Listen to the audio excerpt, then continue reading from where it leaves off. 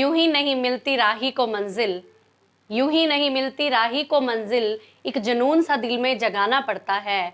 पूछा चिड़िया से कैसे बना घोंसला, बोली भरनी पड़ती है उड़ान बार बार, भरनी पड़ती है उड़ान बार बार, तिनका तिनका उठाना पड़ता है, तिनका तिनका उठाना पड़ता है।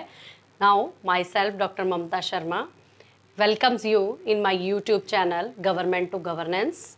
Today my topic is same as the previous video, difference between public administration and private administration. Now we have to continue with my topic that different points we have discussed in the previous video. Now I am going to discuss difference in scope कि public administration और private administration में difference जो 4th number पर आता है, जो हमने previous जो हमने किए हैं, उससे अगला जो पॉइंट बनता है कि स्कोप में किस तरह से डिफरेंस है। देखिए, जो पब्लिक एडमिनिस्ट्रेशन का स्कोप है वो बहुत बड़ा यानी कि वाइड स्कोप होता है। Different central government department, state government departments, जितने भी डिपार्टमेंट्स हैं, तकरीबन 80 विभाग सेंट्रल लेवल पर और स्टेट लेवल पर बने हुए हैं, जो कि ओवरऑल नेशनल लेवल पर बटे हुए हैं और स्टेट लेवल पर काम कर रहे हैं। तो यानी कि जैसे कि आप देख लीजिए, पीडब्ल्यूडी डिपार्टमेंट देख लीजिए, डिफेंस डिपार्टमेंट देख लीजिए, एजुकेशन डिपार्टमेंट, हेल्थ डिपार्टमेंट, आपको हर जगह नेशनल वाइड हर जगह आपको देखने को मिलेगा। लेकिन जो प्राइवेट एडमिनिस्ट्रेशन है उसका जो स्कोप होता है वो स्मॉल होता है। मान लीजिए कोई इंडस्ट्री है, कोई बिजनेस है, वो एक डिस्ट्रिक्ट में भी हो सकता है, 2 डिस्ट्रिक्ट में, ज़्यादा से ज़्यादा 1 या 2 स्टेट में हो सकता है, लेकिन नेशनल पूरे ओवरऑल नेशनल लेवल पर नहीं होता है। तो इसलिए दोनों के स्कोप में काफ़ी अंतर होता है और दोनों का जो काम करने का ढंग होता है वो उसी तरह से बदलता जाता है जिस तरह से उसका स्कोप बदलता जाता है। Next one is profit motive. देखिए, ये वैसे आप भी जानते हैं कि जो प्राइवेट एडमिनिस्ट्रेशन है वो किस लिए काम करता है और जो गवर्नमेंट एडमिनिस्ट्रेशन है वो किस लिए काम करता है। तो हम आते हैं, देखिए, जो पब्लिक एडमिनिस्ट्रेशन के अंडर जितने भी डिपार्टमेंट आते हैं उनका मेन मोटिव रहता है maximum welfare and minimum profit.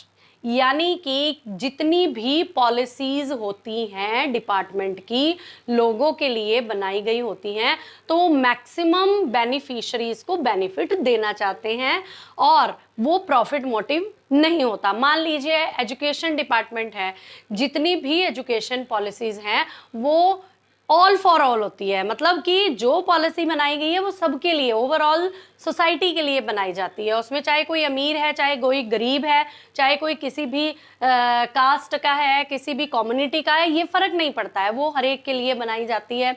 और ऐसे ही आप ले लीजिए हेल्थ डिपार्टमेंट, लाखों करोड़ों रुपए का बजट होता है और वो बजट जो है हेल्थ पॉलिसीज, हेल्थ प्लानिंग के लिए खर्च किया जाता है और उससे सरकार को प्रॉफिट बहुत कम होता है। आप गवर्नमेंट हॉस्पिटल में जाएंगे, पर्ची 5 रुपए की है, या गवर्नमेंट स्कूल में बच्चे को पढ़ाएंगे तो मिनिमम खर्चा है, या गवर्नमेंट की कोई भी, आप मान लो इलेक्ट्रिसिटी अगर आप सोचो कि मैं खुद ही प्रोड्यूस करना शुरू कर दूं तो उसमें करोड़ों रुपए खर्चा आएगा पर यूनिट। और लेकिन यहाँ पर यूनिट आपको 2.5 रुपए, 3 रुपए, मैक्सिमम 4 रुपए पड़ रहा है। तो यानी कि गवर्नमेंट की जितनी भी प्लानिंग्स होती हैं या जितनी भी योजनाएं होती हैं लोगों के लिए, वो प्रॉफिट मोटिव कम होती हैं और उसमें वेलफेयर ज़्यादा होता है। लेकिन अगर हम प्राइवेट एडमिनिस्ट्रेशन को देखते हैं तो उनमें मैक्सिमम जो होता है प्रॉफिट मोटिव होती हैं। मान लीजिए कोई भी इंडस्ट्री कोई भी लगाने जा रहा है बिजनेसमैन, सबसे पहले वो ये देखेगा कि मुझे इससे प्रॉफिट कितना होगा या मेरा प्रॉफिट जो है किस लेवल तक बढ़ेगा, उसके अकॉर्डिंगली वो अपनी इंडस्ट्री को लगाता है, उसमें स्टाफिंग करता है, उसमें डिफरेंट तरह की जो मशीनें लगाता है। लेकिन अगर उसे प्रॉफिट नहीं होता है तो वो उसे बंद कर देता है, चाहे उससे कितने लोगों का रोजगार छीने। जो एम्प्लॉयज वहां काम कर रहे हैं वो बेरोजगार हो जाते हैं, चाहे उनका रोजगार चला जाए, उनसे उन्हें कोई मतलब नहीं होता है, लेकिन उन्हें मतलब होता है अपने प्रॉफिट से। तो मैक्सिमम वो सोचते हैं कि प्रॉफिट हो और प्रॉफिट के लिए ही वो काम करते हैं। Now the next one is responsibility factor, यानी कि जिम्मेदारी की भावना।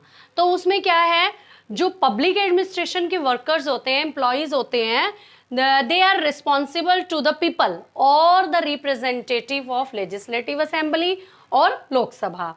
यानी कि जो भी हमारे सरकारी कर्मचारी होते हैं वो काम करने के लिए जो जिम्मेदारी होती है उनकी किनके प्रति होती है?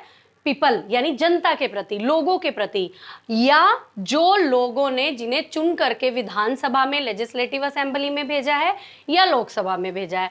देखिए, कोई भी जो डिपार्टमेंट होता है उसका हेड जो होता है वो एक मिनिस्टर होता है और उस मिनिस्टर के पास उसका पर्टिकुलर पोर्टफोलियो होता है।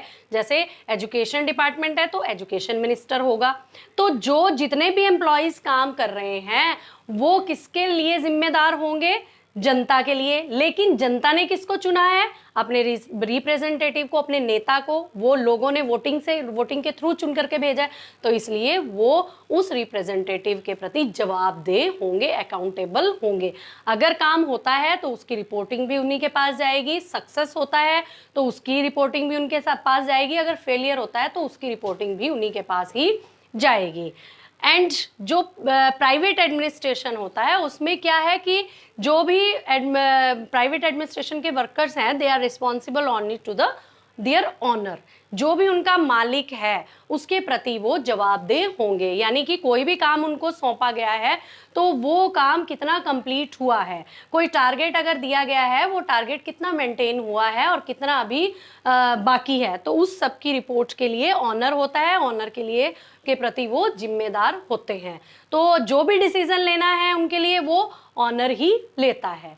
एंड द नेक्स्ट, देखिए ये सारे पॉइंट्स आपको तभी समझ में आएंगे अगर आप इन्हें बहुत ध्यान से समझने की कोशिश करेंगे और इनके नोट्स भी बनाने की कोशिश करें ताकि ये आप दोबारा से रिवाइंड करते रहें। और ये वीडियो जो है बहुत ही इम्पॉर्टेंट है जितने भी हमारे एंट्रेंस टेस्ट की तैयारी कर रहे हैं गवर्नमेंट जॉब्स के लिए।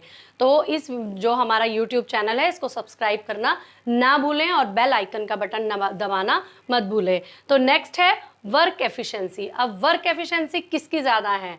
इसमें हम लोग इसके बारे में वैसे भी बहुत ज़्यादा जानते हैं। देखिए, जितने भी गवर्नमेंट डिपार्टमेंट्स होते हैं उनमें रेड टेपिज्म, यानी कि रेड टेपिज्म का मतलब होता है लाल फीताशाही, या जो है जैसे कि किसी भी चीज़ को खींचते जाना, जिसको हम फॉर्मल हायरार्किकल सिस्टम भी कहते हैं।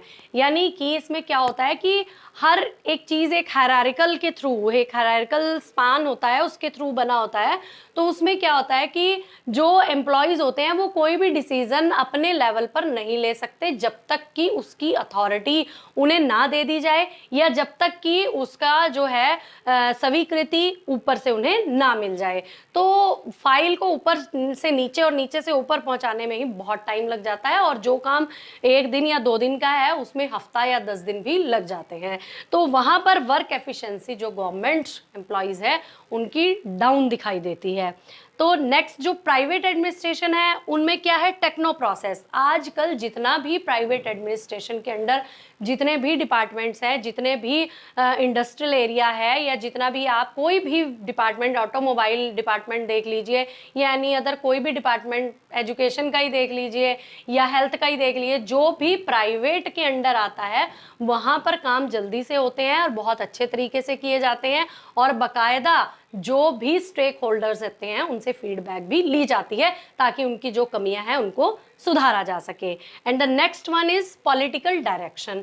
देखिए, पॉलिटिकल डायरेक्शन या पॉलिटिकल प्रेशर जो है वो गवर्नमेंट एम्प्लॉयज के ऊपर ही ज़्यादा होते हैं क्योंकि उनको कोई भी काम जो भी करना है वो विदाउट प्रिस्क्राइब्ड डायरेक्शन के वो नहीं कर सकते, क्योंकि उनके पास एक जब तक रिटर्न परफॉर्मा नहीं आएगा उसमें जो भी डायरेक्शंस लिखी होती हैं वो उसके अकॉर्डिंगली करते हैं और अपने आप से कोई भी जो है उनका लचीलापन या कोई भी फ्लेक्सिबिलिटी नहीं आ सकती। लेकिन जो प्राइवेट एडमिनिस्ट्रेशन है वो अकॉर्डिंग टू टाइम जो है फ्लेक्सिबल हो जाते हैं। तो ये मैंने आपको डिफरेंसेस कवर करवाने की कोशिश की है और मुझे यकीन है कि आपको समझ भी आ गया होगा। आप अपने कमेंट्स डालना ना भूलें और इसी के साथ मैं सब लोगों के सामने एक नई वीडियो लेकर जल्द ही फ्राइडे को आपके सामने पेश होंगी। तो इसी के साथ धन्यवाद। जय हिंद।